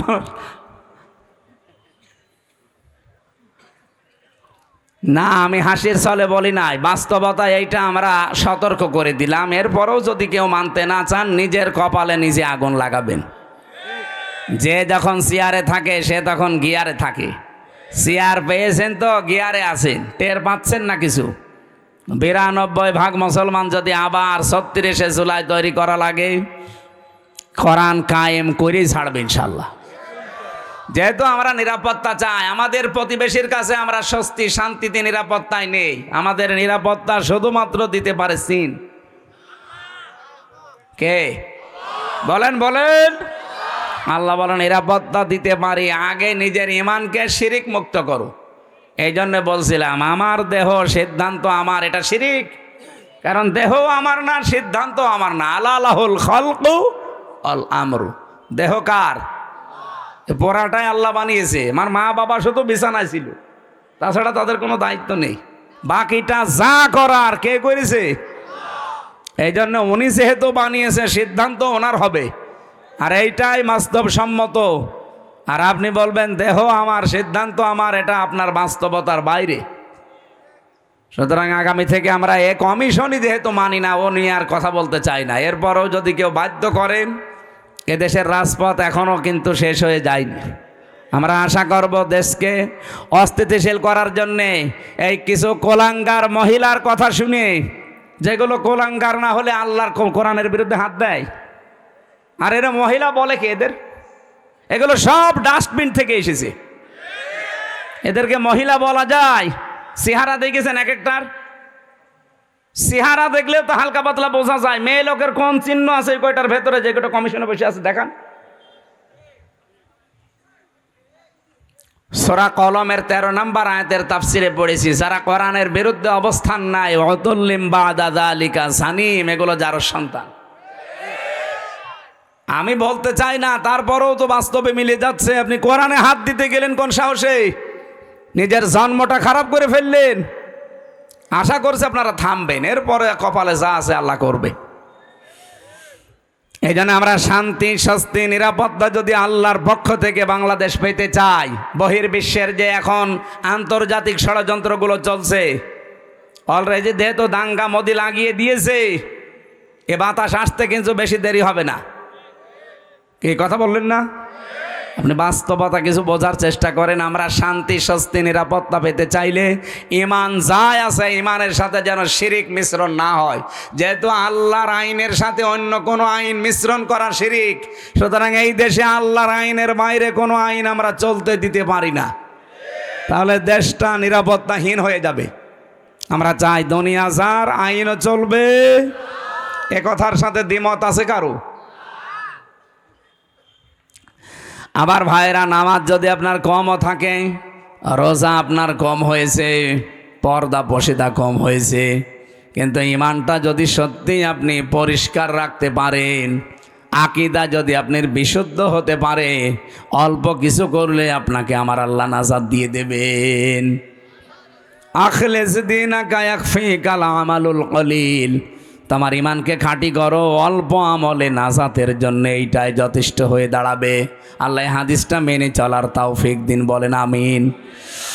ও বাংলার মুসলমানেরা, যে হাদিস পড়ে ব্যাখ্যা করছিলাম, যে জিনিস আমার না, ওটা যদি জোর করে আমি নিজের আয়ত্তে রেখে দেই, আমি ওই দিন থেকে নবীর উম্মত আর। সুতরাং আগস্টের 5 তারিখের পরে কাউ যদি এই কাজ করে থাকেন, কারো চরিত্র যদি এরকম সমস্যা থাকে, আগে ওটা ফেরত দিয়ে দেন। এটাকে আমি ইনাকে বললাম, আপনাকে বললাম, যে করেছেন তারে বলেছি। যারাই করেছেন এগুলো আপনি নিজে তো জানেন, কার্ডটা কি দখল করেছেন সেটা ফেরত দিয়ে দেন। হ্যাঁ, যদি আপনার জিনিস এতদিন দখল হয়ে যায়, ওটা যদি আপনি ফেরত পেয়ে থাকেন, আপনার অসুবিধা নেই। কথা বোঝা গেছে? আপনারই ছিল, ওটা হাতছাড়া হয়ে গিয়েছিল, দখল করে নিয়েছিল, এখন ওটা আবার ফেরত পেয়েছেন, আপনি এই হাদিসের আওতা মুক্ত থাকবেন। ওয়ালিয়াতাবাওয়া মাকআদাহু মিনান নার, সে যেন জাহান্নামে নিজের একটা স্থান তৈরি করে নিল। বলেন নাউজুবিল্লাহ। আল্লাহ আমাদের হেফাজত করুন। সূরা মুনাফিকের 4 একটা মাত্র আয়াত পড়েছি। আমাদের আজকের আলোচনার বিষয় ভণ্ড বিশ্বাসী। বাংলাদেশে নেই? আছে মানে? নবীজি ইন্তেকালের আগে কিন্তু এই কথা জানিয়েছেন যে ভণ্ড বিশ্বাসী, যেটা আরবিতে বলা হয় মুনাফিক, বাংলায় কি বলে? কপটতা, ভণ্ড বিশ্বাসী, লোক দেখানো। এই মানুষগুলো পৃথিবীতে কোনো ইহুদির ভেতরে তৈরি হবে না, খ্রিস্টানের ভেতরে হবে না, মুশরিকদের ভেতরে মুনাফিক তৈরি হবে না। মুনাফিক যদি তৈরি হয় দুনিয়ায়, শুধুমাত্র তৈরি হবে মুসলমানদের ভেতরে। যেহেতু আমরা এদেশে এখন 92 ভাগ, এই জন্য মুসলমানদের ভেতরে মুনাফিক তৈরি হওয়ার সম্ভাবনা বেশি। আমি আবার মুনাফিক হয়ে গেলাম না তো? আল্লাহ পাক বলেন, ওয়াইদা রাআইতাহুম তুজিবুকা আজসামুহুম ওয়া ইয়াকুলু তাসমা'ু লিকাউলিহিম কাআন্নাহুম খুশুবুম মুসান্নাদা। হে নবী, আপনি যখন মুনাফিকদেরকে দেখবেন, যেহেতু মুনাফিকের এই জাতটা অন্তরের সাথে সম্পৃক্ত, দেখলে আপনি নিজে পর্যন্ত আশ্চর্য হয়ে যাবেন যে এ কি গো, এটা আমার চাইতেও বড় বুজুর্গ। ওই ইয়াকুলু তাসমা'ু লিকাউলিহিম, তাদের সাথে যদি আপনি কথা বলেন, যা তাদের কথা যদি আপনি শোনেন, আপনি বিমোহিত হয়ে পড়বেন, আপনি নিজেকে খেয়ে হারিয়ে ফেলবেন যে কি, আমিও তো এত সুন্দর করে ইনিয়ে বিনিয়ে কথা বলতে পারি না। মুনাফিকদের উপরে ফিটফাট, ভেতরে বলেন বলেন। রব্বুল আলামিন তাদের উদাহরণ দিতে গিয়ে জানিয়েছেন, কান্নাহুম খুশুবুম মুসান্নাদা, তারা যেন কাঠ খোদাই করা দেওয়ালের মতো। এত সুন্দর একটা উদাহরণ আল্লাহ সেট করেছেন, এটা পড়লে আমার কাছে কোরআনে কারিমের এই যে বালাগাত, ফাসাহাত পরিপূর্ণ আমার আল্লাহ কোরআন, এই আয়াতটা তার প্রমাণ। কান্নাহুম খুশুবুম মুসান্নাদা, এর বাংলা অর্থ দাঁড়িয়েছে, মুনাফিকদের দৃশ্য মনে হয় কাঠ খোদাই করা দেওয়ালের মতো। চাকচিক্যময় দেওয়ালগুলো দেখলে আপনি কিন্তু ভুলে যাবেন, খেয়ে হারিয়ে ফেলবেন। আর একটা বাংলায় কথা আছে, ফিদা হয়ে যাবেন। এটা আঞ্চলিক ভাষায় কি বলে? এটা কিছু দেখলে ফিদা হয়ে যায়। আমি আঞ্চলিক ভাষাটা এলাকা জানি না, এই জন্য বলতে পারছি না। এটা বাংলায় লেখা পেয়েছি, ফিদা হয়ে যাবেন আপনি। কার্যকারিতা, কারুকার্যতা দেখলে মানুষ নিজেকে হারিয়ে ফেলেছে। কি গো, শিল্প এত সুন্দর হতে পারে? আল্লাহ পাক বলেন ইয়াহসাবুনা কুল্লা সাইহাতিন আলাইহিম, মুনাফিকরা ধারণা করে উচ্চ কথা বললেই মনে হয় তাদের কোনো কিছু ফাঁস হয়ে যাবে। হোমল আদব্য, তাদেরকে শত্রু হিসাবে চিহ্নিত করে রাখবেন। আমি কোন কয়েকটা বলছি। ফাহাজারহুম, তাদের থেকে সতর্ক থাকবেন। ক্বাতালাহুমুল্লাহ, এইটা বিশ্বাস করে রাখবেন যে আল্লাহ নিজে তাদেরকে হত্যা করবে, শাস্তি দেবে, কতল করবে। আন্না ইউফাকুন, কোথায় তারা ফিরে যাচ্ছে। এটা বাংলা অর্থ ছিল। এবার এই যে তিনটা শব্দের ভেতরে গুরুত্বপূর্ণ শব্দ হচ্ছে ইয়াহসাবুনা, তারা ধারণা করে, মনে করে। কুল্লা সাইহাতিন আলাইহিম, উচ্চ কোনো কথা বললেই মনে হয় তাদের চরিত্র ফাঁস হয়ে যাবে। যেহেতু মুনাফিক এটা নিকৃষ্ট আল্লাহর কাছে, রসুলের কাছে এত নিকৃষ্ট, কোরআনে আল্লাহ উদাহরণ দিতে গিয়ে জানিয়েছেন মুনাফিক জাহান্নামে যাবে কাফেরদেরও নিচে। বলেন তো, আবু জেহেল মুনাফিক না কাফের? ফেরাউন মুনাফিক না কাফের? বলেন বলেন। তাহলে ফেরাউনকে আল্লাহ যদি জাহান্নামে দেয়, আবু জেহেলকে যদি জাহান্নামে দেয়, মুনাফিক যারা আমরা, যারা মুসলমানদের ভেতরে এখন সেগুলো বলবো চারটা, এই চারটা বিষয় যদি কারো ভেতরে থাকে, ও আবু জেহেলেরও নিচে থাকবে। নওগাঁবাসী থাকতে চান আবু জেহেলের নিচে জাহান্নামে? বলেন বলেন। এক নম্বরে কোন হাদিসে আমি সালাসা পেয়েছি, কোন হাদিসে আরবা পেয়েছি। আয়াতুল মুনাফিক আরবা আছে, সালাসাও আছে। ইজা হাদ্দাসা কাযাবা, কথা বললেই মুনাফিকরা মিথ্যা কথা বলে। দুনিয়ার কথা বলুক আর ধর্মের কথা বলুক, কথা বললেই মিথ্যা কথা বলে। এরকম আলেম দেশে নেই? এই যে আমার ভণ্ড তাহেরি ভাই, কথা বললেই ও হাদিস কোরআনের নাম দিয়ে বলুক আর জেনারেল কথা বলুক, কথা বললেই মিথ্যা কথা বলে। কারণ যেগুলো বানিয়েছে সব মিথ্যা। আপনি আলেমদের জিজ্ঞাসা করেন, আলী বাবা, শালি বাবা, কেল্লা বাবা, ফতে বাবা, কোন জিকির আছে? তাহলে সব বানিয়েছে। কথা বললেই মিথ্যা কথা তুলে আনে। এমন এমন শান তৈরি করেছে আল্লাহর ওলিদের নাম নিয়ে। এ পৃথিবীতে সবচাইতে দামি মানুষ হচ্ছে নবীরা। কথা বলেন না কেন? নবীদের পরে সবচাইতে দামি মানুষ সাহাবীরা। বলেন বলেন। আপনি নবীদের জীবনী পড়েন। আমি 25 জন নবীর জীবনী পেয়েছি কোরআনে ডাইরেক্ট, আর 2 জন নবীর নাম পেয়েছি ইনডাইরেক্ট। এই 27 জনের পুরা জীবনী আমি পড়ে দেখেছি তাফসিরে তাবারি থেকে। পড়াটা পড়ে কোনো দিন আমি পাইনি ও যেমন জিকির বানিয়েছে কোন নবী এই শালি বাবা, কেল্লা বাবা, ফতে বাবা বলে জিকির করেছে। তাহলে পড়াটা মিথ্যা, এটাকে আর ব্যাখ্যা করা লাগবে?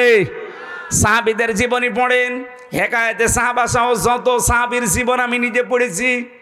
একটা দুইটা না, বিশ্ববিদ্যালয়ে থাকাকালীন বহু সাহাবীর জীবন আমার ছিল। পড়াটা পড়ে কোনো দিন আমি পাইনি একদিনের জন্য কোনো সাহাবী ইয়া রাসূলুল্লাহ, ইয়া রাসূলুল্লাহ এই জিকির করেছে। অথচ ওরা নাম দিয়েছে আহলে সুন্নাত ওয়াল জামাত, ওদের নাম দেওয়া দরকার আহলে বেদাত ওয়াল জামাত। সুন্নাতের কোনো বালাই ওদের ভেতরে নেই। খালি পাগড়ি মাথায় দিয়ে জব্বা গায়ে দিলে আর বাবড়ি চুল রাখলে সুন্নত হয়। যা যা করছেন সবগুলো মিথ্যার উপরে। কথা বললে যারা মিথ্যা কথা বলেন, ধর্মের কথা বলেন আর জেনারেল কথা বলেন, কথা বললেই জীবনে মিথ্যা ছাড়া কিছুই পাওয়া যাচ্ছে না। অথচ নবীজি বলেন এই পৃথিবীতে সমস্ত পাপের মা হচ্ছে মিথ্যা।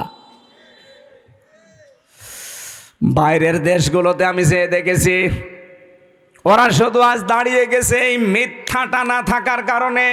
মালয়েশিয়া তো মুসলমান দেশ, তারা 2004 সাল থেকে আজ দাঁড়িয়ে গেছে, আর আমরা 54 বছরও দাঁড়াতে পারি না। আমি মালয়েশিয়া বিশ্ববিদ্যালয় পড়াটা যখন ঘুরছিলাম, 120টা দেশের ছেলেমেয়েরা ওখানে আছে। আমারে বিভিন্ন দেশের ছেলে মেয়েদের সাথে আমার পরিচয় হওয়ার পরে ওরা আমারে বলছে, হুজুর এই যে মোবাইলটা, এই রাজশাহী বিশ্ববিদ্যালয় দেখেছেন না, এর চাইতে কমপক্ষে 20 ডবল বড় হবে মালয়েশিয়া বিশ্ববিদ্যালয়। বলছে এই যে মোবাইলটা যদি এখানে পড়ে থাকে, সারা দিন সারা রাত যদি এর পাশ দিয়ে শুধু বাংলাদেশ আর ভারত আর পাকিস্তান এই 3টা দেশের লোক যদি এই রাস্তা দিয়ে না যায়, এ মোবাইল সারা দিন সারা রাত পড়ে থাকবে, কেউ নেবে না। তো বাংলাদেশের লোক আর ভারতের লোক যদি পাশ দিয়ে যায়, ও গায়েব হয়ে যাবে। শুনে কেমন লাগে বলেন তো, যে আমার কথা দিয়ে পাশ দিচ্ছে। ওরা আজ দাঁড়িয়ে গেছে শুধু এইটার কারণে। ওরা সত্যের উপরে যতটুকু আছে তারপরেও তো 100 ভাগ নেই। আমার যতটুকু দেখা, এই 10 দিন আমি ছিলাম, এর আগে একবার গিয়েছিলাম, পড়াটা অবজার্ভ করে আমি যতটুকু পেয়েছি, ওই মানুষগুলো আজ দাঁড়িয়ে যাওয়ার পেছনে হচ্ছে মিথ্যা থেকে ওরা দূরে। মিথ্যা বলতে চায় না, ধোঁকাবাজি করবে, মানে খাদ্যে ভেজাল দেবে, ঔষধ মিশাবে, ফরমালিন দেবে, যদি ধরা পড়ে কোনো বিচার লাগবে না, হিসাবও নেই, সঙ্গে সঙ্গে মেরে ফেলবে। এরকম বাংলাদেশে এই যে রাজশাহীর বাগমারান একটা ছেলে আছে, আমাদের বিশ্ববিদ্যালয় কুষ্টিয়ার বড় ভাই আব্দুল জব্বার মণ্ডল, উনি যতটুকু ক্ষমতা পেয়েছিলেন ম্যাজিস্ট্রেট হিসাবে, যা আরম্ভ করেছিলেন, যদি পেছনে ব্যাকআপ থাকতো আর ওইভাবে যদি বাংলাদেশে 100 জন আব্দুল জব্বার তৈরি হইতো, কেউ খাদ্যে ভেজাল দেওয়ার সাহস দেখাতো না। ওদের দেশগুলোতে খাদ্যে ভেজে, সিঙ্গাপুর, মালয়েশিয়া, থাইল্যান্ড, খাদ্যে ভেজাল নেই, এই জন্য শরীরও সুস্থ থাকে। আমি 10 দিনে একটা কাশিও দেইনি, আর বাংলাদেশে এসে আমার 14 বার কাশা লাগতেছে। কারণ এই দেশে খাদ্যে যে ভেজাল, 2 নম্বরে যে জার্ম, এই যে আকাশে বাতাসে যে পলিউশন, এরপরে এই যে ধোলাবালিগুলো, ও দেশে একটা খড়কুটা নেই। অথচ বাংলাদেশে যাইতে মালয়েশিয়া প্রায় 5 ডবল বড়। না ভাই, মোনাফিক যদি মোনাফিকি করেন, মুসলমানদের ভেতরে যেহেতু এটা তৈরি হবে, তো এই জন্য আমাদের সাবধান, আমরা যেন মোনাফিকি না করি। 2 নম্বরে ওয়াইদা ওয়াদা আখলাফা, ওয়াদা করলেই তারা খেলাফ করবে। যেহেতু সামনে ওয়াদার একটা মৌসুম আসতেছে, কত মানুষ কত ওয়াদা আপনাকে দেবে, পার হয়ে গেলে পাটনি বাড়ার শালা হয়ে যাবে। ওয়াদা একটাও যারা ঠিক রাখে না। 3 নম্বরে ওয়াইদা তুমিনা খান, যারা আমানত রাখলে খেয়ানত করে। আমানত রাখলে যে খেয়ানত হয়, এটা ওয়াজ করা লাগবে না। 15.5 বছরে দেখে ফেলেছেন দরবেশের মতো মানুষ, এত বড় বড় দাড়ি, যার মাথার চুল থেকে পায়ের স্যান্ডেল পর্যন্ত পুরা সাদা, আর সে নাকি 36,000 কোটি টাকা চুরি করিস। দেশে যদি কোরআনের আইন আজ থাকতো, এই দরবেশের 1 হাত না 2 হাত না, ওরা আরো কিছু জিনিসপত্র কেটে ফেলতো। কত চোর এই দেশে, একটাও থাকতো, এমনি তো পালিয়েছে, যেই কয়টা এখন আছে একটাও থাকতো না। আমরা চুরি না করে আমাদেরকে যেভাবে জেলে নিয়ে যেতেন, মাথায় দড়ি দিয়ে, কালো কাপড় দিয়ে মুখ পেঁচিয়ে, পেছনে হ্যান্ডকাপ দিয়ে, ডান্ডা বেড়ি লাগিয়ে, বুলেট প্রুফ জ্যাকেট দিত বুকের ওপরে, মাথার ওপরে টুপি দিত, মনে হচ্ছে যে কি নিয়ে যাচ্ছে, অথচ কিছুই না। আর এখন এত বড় বড় কোটি কোটি টাকা চুরি করা মানুষ, মনে হচ্ছে জামায় আদরে কোটে উঠতেছে।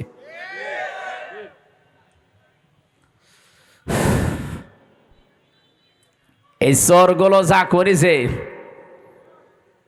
ওদের সাথে যারা মিশত এই মানুষগুলো এখন আশ্চর্য। কে সেদিন একজন কাজ ছিল, এনবিআর এর চেয়ারম্যান মনে হয়, যদি এত টাকা মানুষ পাচার করতে পারে, এগুলো সব রাষ্ট্রীয় সম্পদ ছিল না? বলেন বলেন। হযরত ওমর বলেন, একবার আমি রাষ্ট্রের হিসাব করছিলাম, মোমবাতি ধরিয়ে অথবা শলাকার উপরে জৈতুনের তেল লাগিয়ে আমি একটা হিসাব করলাম। হঠাৎ করে দেখি রাতের বেলা দেশের প্রধান বিচারপতি হযরতে আলী আমার বাড়িতে আসার পরে সালাম দিয়ে জিজ্ঞাসা করলাম, প্রধান বিচারপতি, আপনি কি এসেছেন রাষ্ট্রের কোনো কাজ না নিজের কোনো কাজ নিয়ে? হযরতে আলী বলে, খলিফা, আমি এসেছি আমার পারিবারিক একটা সমস্যা নিয়ে। হযরত ওমর সঙ্গে সঙ্গে বাতিটা লিভিয়ে দিলেন। হযরতে আলীর মন খারাপ হয়ে গেল, কি গো, আমি দেশের প্রধান বিচারপতি, আমি এসেছি দেশের প্রধানমন্ত্রীর কাছে, আমারে দেখলে তো আরো আলোক সজ্জা বেশি করবে।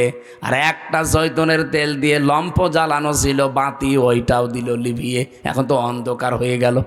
আমি কি বলতে যে কি বলবো। হযরত ওমর ডাক দিয়ে বলে, প্রধান বিচারপতি আলী, মন খারাপ করবেন না, আমি আপনাকে আগেই জিজ্ঞাসা করেছি আপনি কি এসেছেন আপনার ব্যক্তিগত কাজে, না পারিবারিক কাজে, না রাষ্ট্রীয় কাজে। আপনি নিজেই বলছেন না আমি পারিবারিক কাজে এসেছি। আমি যে হিসাব করছিলাম এটা রাষ্ট্রের তেল পুড়িয়ে রাষ্ট্রের জনগণের হিসাব। তা আপনি আসলেন আপনার পারিবারিক ব্যক্তিগত জীবনের সমস্যা নিয়ে। জনগণের তেল পুড়িয়ে আমি কাজ করি, এ সময় আপনার সাথে কথা বললে জনগণের আমানতের সাথে খেয়ানত হবে। হযরতে আলী বলেন, এই দিন থেকে ওমরের প্রতি রাগ না মহাব্বত যা ছিল, ভালোবাসা, এগুলো আরো আল্লাহ বৃদ্ধি করে দিয়েছে। দেশের 1628 জন মানুষ যদি এভাবে আমরা তৈরি করতে পারতাম আজ। বাংলার মুসলমানেরা সুযোগ আল্লাহর সব সময় দেয় না, 54 বছর পর একটা সুযোগ অলরেডি দিয়েছে। এবার যদি হাতছাড়া হয়ে আবারও চোর ডাকাত আবার এসে যায়, 100 বছরে সুযোগ আর পাবেন না। আমি বলছি না আপনি এই লোকটাকে দেন, এই লোকটাকে দেন না। আপনি এমন মানুষকে আপনার রায়, আপনার সিদ্ধান্ত, আপনার ভোট, আপনার আমানতটা দেবেন যে লোকটা পেলে আল্লাহর কাজ করবে, রাসূলুল্লাহর কাজ করবে, মানবতার কাজ করবে। আর যদি না নিজেই মারিং কাটিং এর ওস্তাদ হয়, আপনার নিজের কপালে নিজে কোড়াল লাগাবেন না। সূরা হুদের 98 নাম্বার আয়াতটা বাড়িতে আজকে পড়বেন। ইয়াকদুমু কওমাহু ইয়াউমাল কিয়ামাতি ফাআওরাদাহুমুন নার ওয়া বিসাল ওয়িরদুল মাওরুদ। আল্লাহ পাক, এটা বাংলা অর্থ হচ্ছে, যেই দলের নেতা জাহান্নামে যাবে ওই দলের অনুসারী কর্মী সব তার সাথে জাহান্নামে যাবে। এটা আমি বানালাম। সূরা হুদ 12 নম্বর পারা 12 নম্বর পৃষ্ঠার 1 নম্বর লাইনের 98 নম্বর আয়াত। বাংলাদেশে যত তাফসীর আছে, বাংলা ইংরেজি যা পাবেন দেখেন, এইটা লেখা আছে।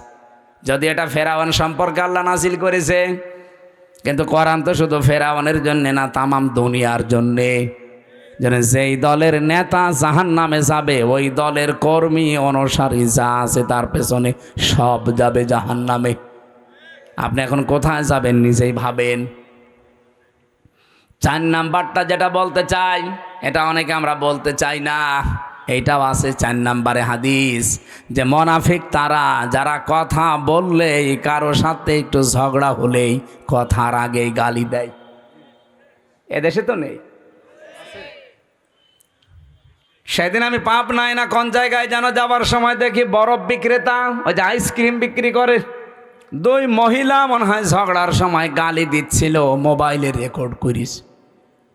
এমন গালি, একবারে 1 থেকে Z পর্যন্ত পুরা গালি, 8-10 মিনিট রেকর্ড করে আবার বরফ বিক্রি করছে ওই মোবাইলের সাথে, কিভাবে মেমোরি কার্ডে সেট করে মাইকে ছেড়ে দিয়েছে। জোরে বাবা, গালি মানুষ এইভাবে দিতে পারে? বুড়ো বুড়ো এরকম মানুষ দেখি, যুবক ছেলে যুবতী মেয়ের সামনে তার মাকে গালি দেয়। এরকম বুড়ো দেশে নেই? আপনি মানুষ?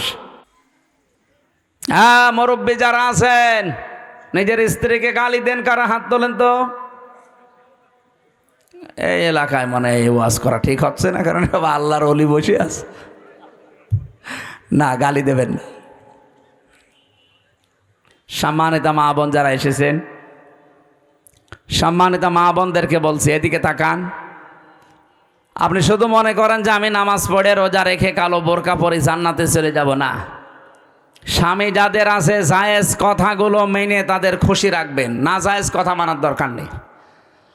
হযরতে খাদিজা জীবনে 1 ওয়াক্ত নামাজ পড়েননি, একটা রোজা রাখেননি, জীবনে একদিনের জন্য পর্দায় ছিলেন না, কারণ এই বিধানগুলো নাজিল হয়েছিল সব তার ইন্তেকালের পরে। অথচ আল্লাহ তাকে নিজে সালাম দিয়েছে, তাকে এই পৃথিবীতে জান্নাতে ঘর বানিয়ে সুসংবাদ পাঠিয়েছে। একটাই মাত্র কারণ, জীবনে কোনো দিন তিনি একটা দিনের জন্যে স্বামীর মনে দুঃখ দেননি। এখানে আমরা যারা স্বামী বসে আছি একেবারে আল্লাহর দিকে তাকিয়ে বুকে হাত দিয়ে বলতে পারবেন যে জীবনে কোনো দিন আমি একদিনেও স্ত্রীর কাছ থেকে কোনো দিন দুঃখ পাইনি? দেখেন, একটা স্বামী হাত তুলতে পারল না। স্টেজে এত বড় বড় হুজুর বসে আছে, কেউ পারছে না। এক মুরব্বী হাত তুলেছে, বউ আছে, থাকতে পারে, আলহামদুলিল্লাহ। ওনার বউ যদি এরকম থেকে থাকে আলহামদুলিল্লাহ। মা বোন যারা এসেছেন, আপনি চিন্তা করে বলেন, এখানে হাজার হাজার স্বামী, একটাও আমরা হাত তুলতে পারলাম না। আমিও পারি নাই, কি করে তুলবো? মিথ্যে কথা বলবো কি করে? পারবো না। এই জন্যে আপনাদেরকে আমি সতর্ক করছি, আপনার আদর্শ যেন খাদিজাতুল কুবরার মতো হয়। আমরা আর টানতে পারছি না, আমার গলা বসে যাচ্ছে। এই আয়াত আবার সামনে আসলে আমরা আবার কথা বলবো। আমার লিখিত জেলখানার একটা বই ছিল মেয়েদের ওপরে, দাম্পত্য জীবনে যে সমস্ত কলহগুলো, সমস্যার সমাধান করার জন্য আমি বই লিখেছিলাম, দেখে দেখে একেবারে বাস্তব। গাড়ি কোথায়? এই যে এটা গাড়ি না, এই গাড়ি থেকে মেয়েদের জন্য নিয়েছেন, কাজে লাগবে। আল্লাহুম্মা আমিন। লা হাওলা ওয়ালা কুওয়াতা ইল্লা বিল্লাহিল আলিয়্যিল আযীম। লা হাওলা ওয়ালা কুওয়াতা ইল্লা বিল্লাহিল আলিয়্যিল আযীম। মুনাফিকের যে জারগুলোর কথা শুনলাম, আল্লাহ আমাদের ভেতর থেকে বের করে দাও। আজকের মাহফিলের আলোচনার সওয়াবগুলো নবীজির রওজায় পৌঁছিয়ে দাও। মাটির নিচে যারা ঈমান নিয়ে ঘুমিয়ে আছে এদেরকে ক্ষমা করে দাও রব্বুল আলামিন।